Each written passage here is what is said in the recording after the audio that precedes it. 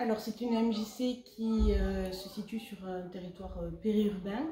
Elle accueille à peu près 800 adhérents. Elle a 4 domaines, elle avait 4 domaines d'activité jusque-là, donc l'enfance, la jeunesse, les clubs d'activité et la programmation culturelle. Depuis cette année, nous développons 2 nouveaux axes, la mobilité internationale et on vient d'obtenir un agrément espace de vie sociale. Mais le partenariat avec la commune date de la création de la MJC, puisque la MJC est née de la volonté de la commune à partir de la culture. La commune avait une villa de maître qu'elle a rachetée et elle a creusé un auditorium, une salle de spectacle sous le bâtiment. Et elle a cherché une association pour porter ce projet culturel pour la ville. Et elle s'est tournée vers la fédération de la MJC et la MJC a été créée sur la base de culture pour la programmation de la ville. C'est après, au fil des années, qu'elle s'est étoffée et c'était il y a 25 ans et quelques mois. Alors la coopération avec la commune, ce qu'elle apporte, elle est d'abord indispensable parce que le projet de la structure, il doit forcément être en cohérence avec le projet de la commune sur le territoire, puisque l'idée c'est quand même de répondre aux enjeux du territoire et aux enjeux aussi de la population, les enjeux liés à la jeunesse, les enjeux de société, etc. Donc la coopération, elle est absolument nécessaire d'abord en termes de moyens évidemment, mais d'abord en termes de convergence des objectifs et de ce qu'on veut proposer au territoire et au public. Donc elle répond à des enjeux qui évoluent et c'est pour ça que la coopération, elle passe obligatoirement par beaucoup de dialogue, par de la cohérence, par un réajustement des besoins du public, de la prise de conscience de ces besoins, de l'adéquation des actions avec ces besoins-là.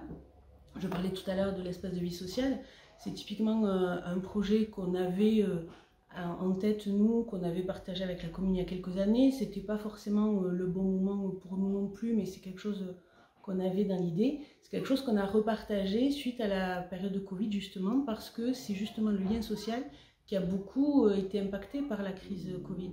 La collaboration avec la commune, je dirais pas que ça m'a étonnée, je dirais pas que j'ai découvert, je dirais que j'ai appris. Voilà. La coopération, ça passe pour moi, enfin de mon expérience avec la commune d'Orient, ça passe d'abord par de la confiance. La confiance forcément elle se crée et la confiance elle se crée à partir, il me semble, de plusieurs ingrédients on va dire. D'abord il faut le respect de la souveraineté de chacun et des prérogatives de chacun. Donc pour ça, il faut une bonne connaissance des contraintes des uns et des autres aussi. Il y a une relation d'interdépendance forcément entre une association d'éducation populaire et une collectivité territoriale qui est de fait son financeur. Néanmoins, il est important que l'association revendique et soit respectée dans sa souveraineté, de même que l'association doit respecter aussi les prérogatives d'une collectivité territoriale. Donc une bonne connaissance des compétences des uns et des autres, mais aussi des contraintes des uns et des autres permet de mieux se comprendre. J'ai découvert aussi que cette confiance, elle se base aussi sur de la transparence. C'est pensons les choses ensemble et ne nous voyons pas que quand ça va pas, quoi. Il faut se voir aussi quand ça va bien et il faut apprendre à se voir. Donc la confiance, c'est aussi de la relation. Et puis la coopération, il faut pour qu'elle soit fluide, articulée, facilitante pour chacun, parce que c'est quand même ça le but. Il faut qu'elle soit bien définie, qu'il y ait des procédures bien définies pour moi. Et les procédures qu'on a entre nous, c'est les élus parlent aux élus, les techniciens aux techniciens. Il y a un point d'entrée, un point de sortie au niveau élu, au niveau technicien, du côté de la collectivité comme du côté de la MJC. Parce qu'il y a beaucoup d'interlocuteurs sinon, surtout quand on touche à plein de domaines, enfance, jeunesse, culture, etc. Et il y a des niveaux de traitement de l'information. Voilà. Il y a ce qui relève des techniciens, il y a ce qui relève des adjoints, il y a ce qui relève du maire.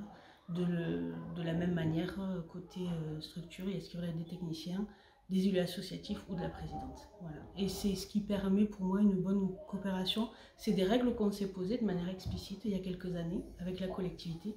Et c'est des choses qu'on réaffirme régulièrement parce que ça marche.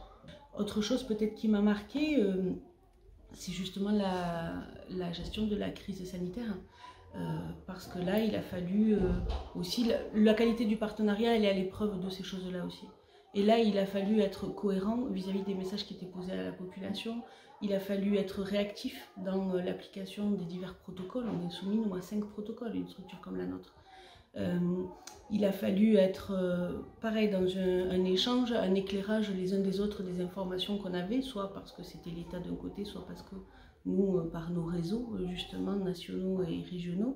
Et là, on a vécu quelque chose, oui, de fort, et au niveau politique et au niveau technique, sur cette collaboration et cette articulation et cette cohésion sur la gestion de la crise sanitaire, pour que ce ne soit pas anxiogène pour le public, pour essayer de donner une information claire, pour adapter les besoins, mettre en sécurité et le public et les salariés, mais aussi à garder du lien social, donc trouver d'autres formes de lien social en direction du public.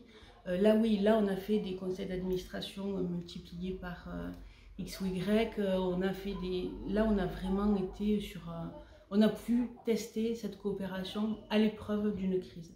Et ça, voilà, ça ne manque pas.